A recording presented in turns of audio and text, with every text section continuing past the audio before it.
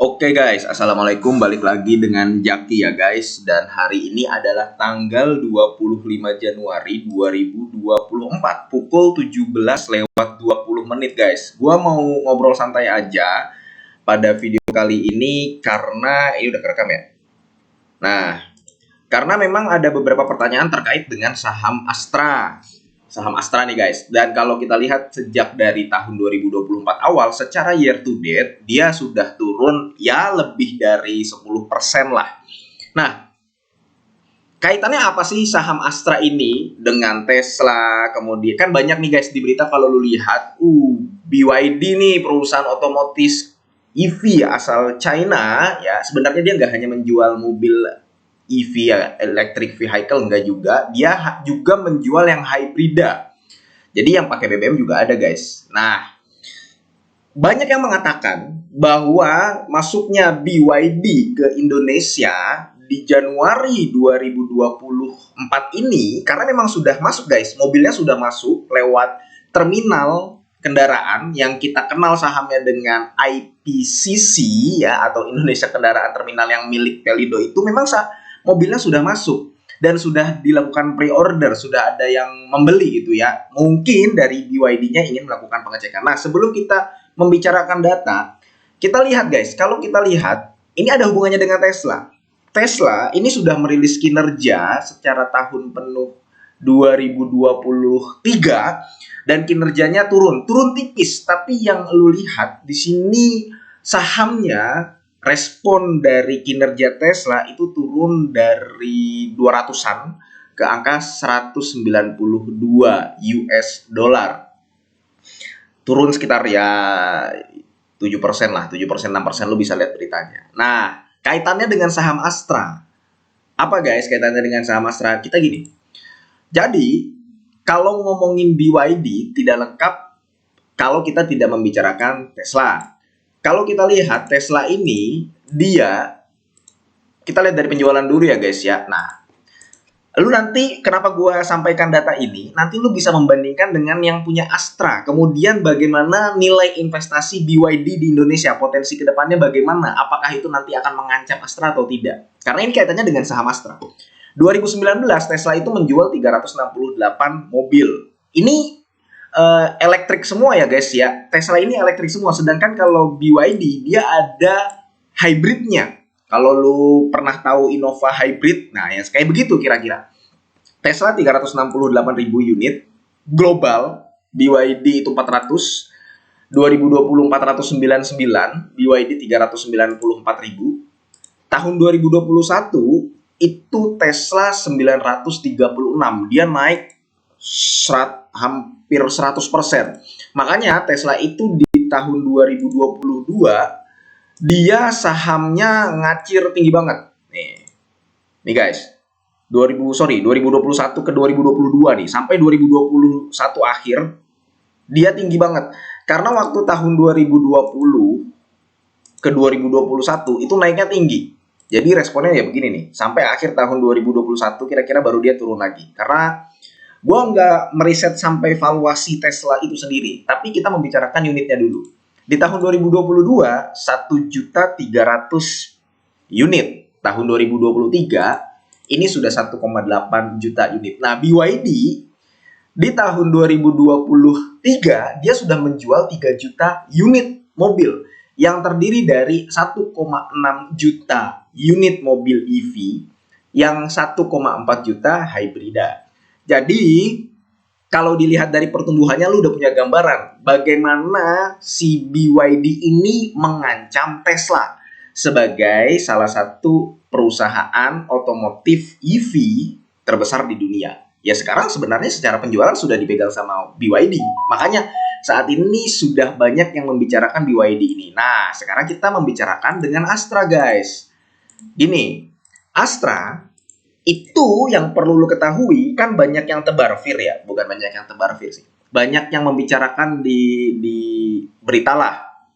Ya, selain dengan skandal Daihatsu, ada juga selain skandal Daihatsu ya, ada juga yang membicarakan BYD ini, ada yang menyangkut pautkan. Apakah memang benar sevalid itu ketika BYD masuk langsung menggerus laba Astra saat ini juga. Nah, begini guys.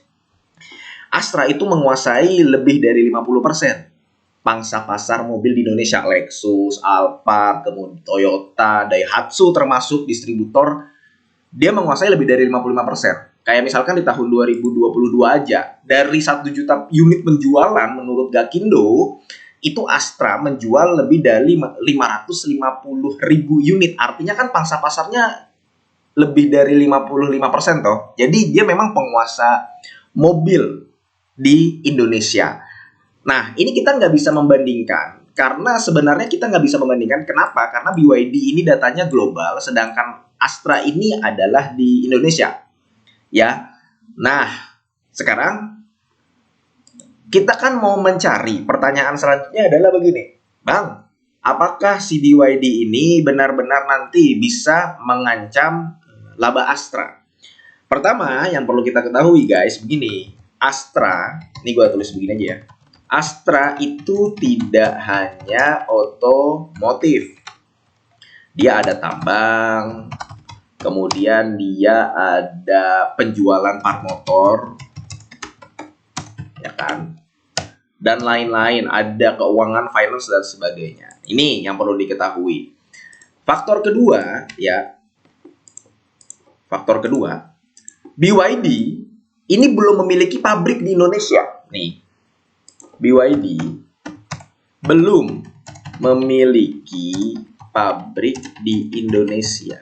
Sehingga apabila ada orang Indonesia yang mau membeli unit BYD, BYD ini kan ada 3 saat ini ya.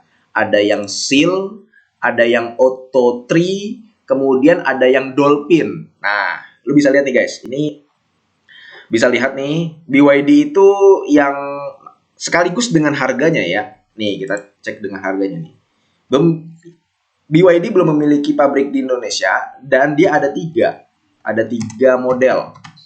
Harganya nih, harganya mulai dari 450 juta. 450 juta ya kayak Innova lah, tapi Innova yang bukan yang kepikiran di gue Innova guys, karena tetangga gue kemarin baru beli Innova hybrid.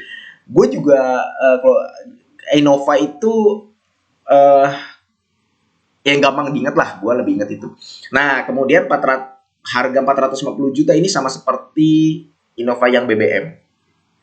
Ya, tapi guys, 450 juta untuk ukuran mobil elektrik itu termasuk murah. Kalau Tesla itu lebih dari 1M, ada yang 900 juta, malah nggak ada kali ya yang 900 juta. Tapi lebih dari 1M. Nah, kalau BYD 450 juta itu sudah termasuk murah. Tapi BYD belum memiliki pabrik di Indonesia. Nah, kemudian yang ketiga yang perlu kita perhatikan adalah betul BYD mau membuat pabrik di Indonesia. Hanya saja ketika sebuah perusahaan ingin membuat pabrik di Indonesia, itu paling tidak membutuhkan waktu 1-2 tahun guys. Membutuhkan waktu 1-2 tahun. Itu pun kalau digarap dengan serius biasanya. Kita tahu kan INKP itu bangun pabrik juga karena untuk menambah produksi. Ultra Jaya yang tadinya dari Bandung untuk memotong kos, untuk menghemat jalur distribusi, dia juga membangun di wilayah Cikarang atau Karawang kalau gue nggak salah. Baru kedua perusahaan itu pabriknya paling tidak beroperasi di 2024 akhir atau 2025. Seperti itu guys, perusahaan-perusahaan kayak Antam pun smelternya sudah beroperasi tapi masih sebagian. Baru misalkan sudah beroperasi penuh itu di tahun 2024-2025. Tapi kita nggak membahas ke situ. Artinya sebuah perusahaan ketika ingin berinvestasi, kemudian dia membangun pabrik, gunanya adalah untuk memotong jalur, memotong biaya ya, bisa menghemat. Jadi kan kalau misalkan mobil perlu dibawa dari China, kemudian ke sini itu kan ada biaya ekspor. Kemudian nanti ada pajaknya. Sehingga nanti ketika sampai di Indonesia, biayanya, harga mobilnya itu udah nggak murah, udah mahal gitu loh. Nah, strateginya China, strateginya si BYD ini ya salah satunya membangun pabrik di Indonesia. Supaya nanti harganya makin bisa bersaing. Tuh, lu jadi gambaran betapa berbahayanya. Berbahayanya bukan dalam artian negatif ya. Betapa berbahayanya bagi kompetitor yang lain. Kayak Astra, kayak Honda, Civic, kemudian kayak Alphard dan sebagainya. Wuling mungkin termasuk. Betapa berbahayanya, betapa serunya nanti persaingan mobil, terutama mobil listrik di Indonesia. Seperti itu guys. Nah, BYD balik lagi ke poin 3, mau membuat pabrik di Indonesia membutuhkan waktu 1-2 tahun. Nilai investasinya, kalau informasi dari Airlangga Hartarto itu sekitar 20 triliun.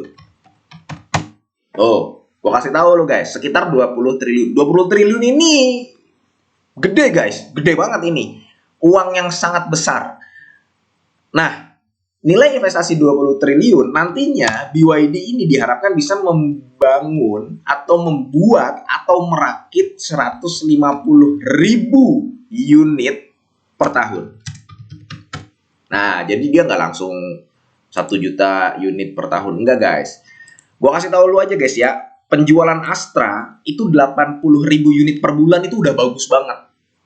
Penjualan Astra itu biasanya mobilnya dalam 1 bulan Januari itu 39.000 unit, 40.000 unit. Kadang kalau misalkan lagi drop gitu ya, ada di tahun 2019 bulan Juli kalau gua nggak salah, lu bisa lihat datanya.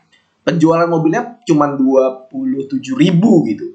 Nah, jadi total investasi segini, BYD diharapkan bisa membangun, merakit mobil 150.000 unit per tahun.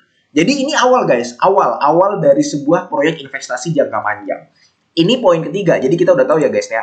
Makanya kenapa tadi gua berikan data ini, supaya lu bisa membandingkan bahwa oh si BYD bisa menjual 3.000 unit dari China sana ke seluruh dunia. 3 juta unit ya. Kemudian Astra nih, pangsa pasarnya bisa 500.000 unit dalam 1 tahun ya. Dari 1 juta penjualan di seluruh Indonesia, Astra ini bisa 500.000 unit. Ini data per November guys ya, 513. Jadi belum selesai nih. Bisa jadi di tahun 2023 Astra menjual lebih dari 574 unit. Tergantung nanti di bulan Desembernya bagaimana.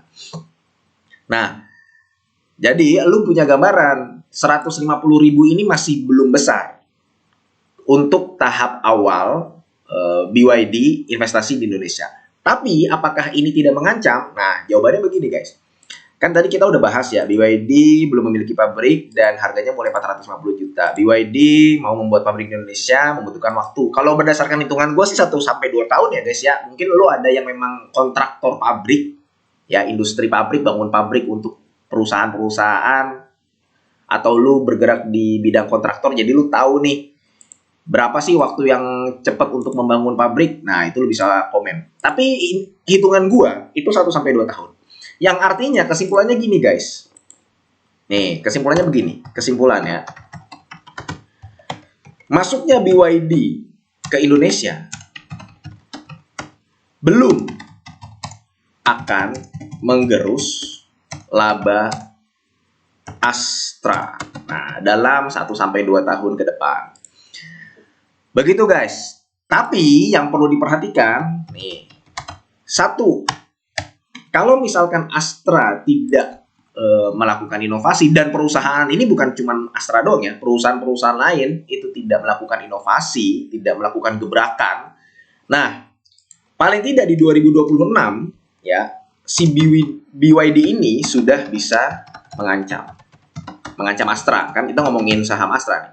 Sudah bisa mengancam dalam segmen otomotifnya. Yang kedua, jangan lupa guys, kalau misalkan nanti pemerintah mendukung ketersediaan infrastruktur mobil atau electric vehicle, ya BYD makin ganas. Ya, bisa makin ganas. Yang ketiga, ini kan infrastruktur yang nomor 2. Yang nomor 3 adalah kalau pemerintah mendukung regulasi guys. regulasi electric vehicle di Indonesia. Kita tahu ada berita bahwa pajak mobil BBM itu mau dinaikkan. Itu salah satu di poin ketiga itu, guys. Jadi kesimpulannya adalah balik lagi ke sini. Kalau BYD dalam 1 sampai 2 tahun ini tidak akan seseram yang diberitakan di media. Tidak akan menggerus labanya Astra International dalam segmen otomotif. Tapi kalau misalkan di tahun 2025 udah pilpres nih, BYD udah melihat bahwa kondusif nih kondisi ekonomi, kondisi politiknya di Indonesia. Oke, gue bikin pabrik nih, jebret. Akhirnya 2025 akhir jadi, 2026 udah launching, sudah bisa jualan, dirakit di Indonesia, harganya sudah bukan 450 juta lagi.